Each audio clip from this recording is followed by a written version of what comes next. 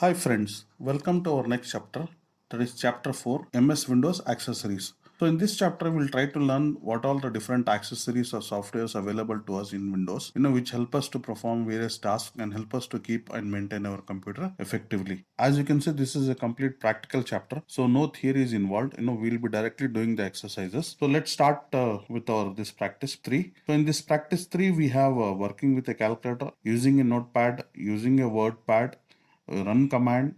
We will be using Microsoft Windows Paint, and then we will see how we can use Windows Media Player. We'll see what is a sound recorder and how we can use them, and sticky notes. These are different Windows applications or softwares available that we can use to perform various tasks. Let's try to learn one by one. Working with a calculator. So in order to use the calculator, you just go to start program. You can find a calculator over here. You can just click this to open the calculator. This is your normal calculator, which you use on a day-to-day basis. By using this, you can perform the various calculations that you usually do with the normal standard calculator. So those functions are available here also. So when you're using the PC, you don't need to find a calculator and go looking for a calculator. You have this software which will help us to perform your calculations, day-to-day calculations. Apart from this, this calculation has various features.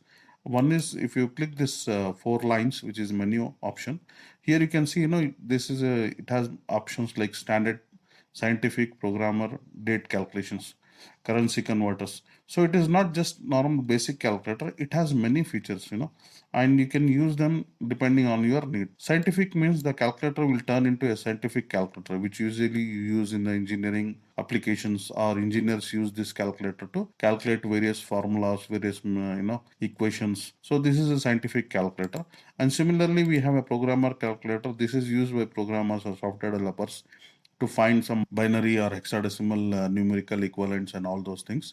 And then we have the date calculator. So in this one, by using this, you can find the number of days or time between the two dates. Like I want to calculate from this, like from 10th September to 30th September, it is telling me that it is 2 weeks and 6 days, or another way it is 20 days. So if I want to calculate the days or the weeks and days between the dates, this is the best option. I can use this to calculate between dates. I have various options also. I can add and subtract days also from the, let's say I want to calculate from 10th September. I want, let's say, after 15 days, what is the date? So I can just say 15 days here, and I can say this is Wednesday 25th September. So on after 15 days it will be 25th September.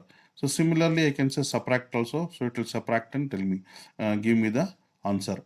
So I can add, for example, it is giving me 3 options. I can add year, month, days also. Let's say I want to calculate after 2 years, 3 months and 15 days, what will be the date. So this is how you can get it similarly. And apart from that, you have the option like converters. So currency converter, from here I can choose a different currency and make the calculations, but this has to be connected to the network, and it connects to the internet and gets the try to get the current exchange rate, and depending on that you will be able to convert the exchange currencies. Volume, so this is to convert the volumes, like for example 1 teaspoon is equal to how many milliliter. It is telling me, it is telling 4.92 milliliter. Similarly, various conversions are available here. Liters, I want to convert liters to milliliters or liters to some other things. So similar conversions, volume, and length. Again, length conversion. Like I want to convert from feet to, let's say, meters. So let's say I have 100 feet. So 100 feet is equal to 30 meters. So similarly, there are various things related to weight, mass, temperature. Various options are available here. So you can use depending on your need. This is all about a calculator. The next topic we have is Notepad. Notepad is a very basic application of Windows that is used for word processing. So, or to type, or to store some information. So I can just say start menu and find the Notepad, or I can just write the Notepad here. So that is displaying here the Notepad, and so this is an notepad that we have used before also to create a text file, in our previous exercise.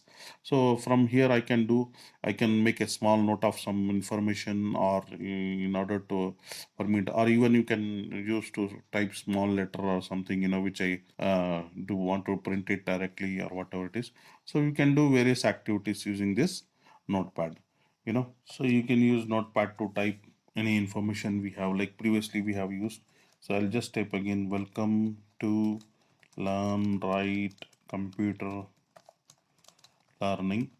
uh, I can write whatever I want, the various text information. Let's say I want to keep it here. Today I need to learn computer basics. I can note down whatever the information that I need to keep it. I can save this as we have learned before yesterday also. I can save this using the file and save button, and I can close this and exit this one. I am not saving this for now. The next we have is WordPad. WordPad is similar to Notepad, but it gives us the more options.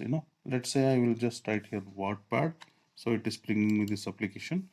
It is a small word processing application. It is similar to your Word program in Microsoft Windows, whereas this is used for typing letters or any, you know, word processing that you may have. You need to prepare a report, or you need to prepare a letter to be sent to some office or anything. So I can use this to do various activities. Let's say I have here, uh, like I have prepared this application here. I have prepared this leave letter here, which is returned to the principal of a school to grant a leave for the child. In this way you can write and use the WordPad to make any letter for you. Then we have the run command. So run command is used. See, you can see this black box, what you see here. This is nothing but the run command, or command prompt we say. So we have two options to get this one. One is you may find it on your taskbar, or you can just write CMD, CMD, CMD. If you write, you will get this prompt command. This is used for executing some DOS commands, you can say. DOS is first operating system that personal computers have. So if you know any DOS commands, or if you want to execute any DOS commands, or if you want to execute any programs directly by using commands and writing some scripts, shell scripts, these are mostly used by system administrators and cells to execute some shell script or do some activity in the computer. We should know the DOS commands to in order to use to.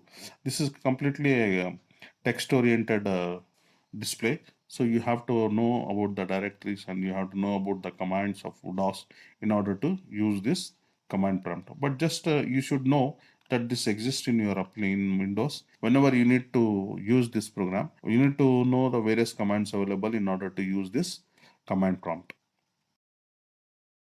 So our next software is Microsoft Paint. Okay, let me start the Paint software. So if I type the Paint here, I will get this Paint software. So I can open this Paint software. This is an image editing software. So this is used to modify or edit any images that you have.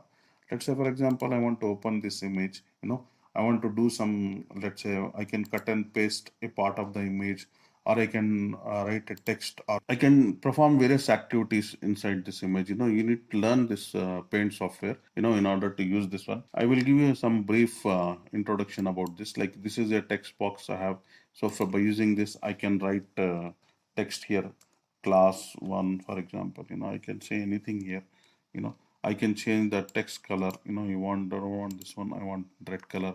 I can change the text size, depending on my requirement. Let's say they have added this one. This is used to select and cut a part of that image. Let's say I need only this part of the image, so I can say crop, so it will minimize or it will cut that image for me. Let's say I want to fill a background color, so I have this bucket like shape. This one I can select a color. Let's say I will select light green. So I can, like this, I can fill the background, or I can do various activities. You need to learn this program in order to use. For your information, this is an image editing software that is provided by Windows for you to use. Here similarly, I can say click file and save to save this file. So similarly, you can use this application for any image editing activities that you may have. The next topic we have is Windows Media Player. Windows Media Player is used to play any audio or video files. So let's say I'm opening this Windows Media Player. Once I click this one, it opens in front of me and it displays, if you have any images or if you have any videos available in your PC. Let's say I have this video, which is of my exercises. It will display almost all the files, video files that you may have. So it is displaying me this video file. So this media player is used basically to display videos and This is a test display audio video files. for showing the recording of the system and how it works on a daily basis.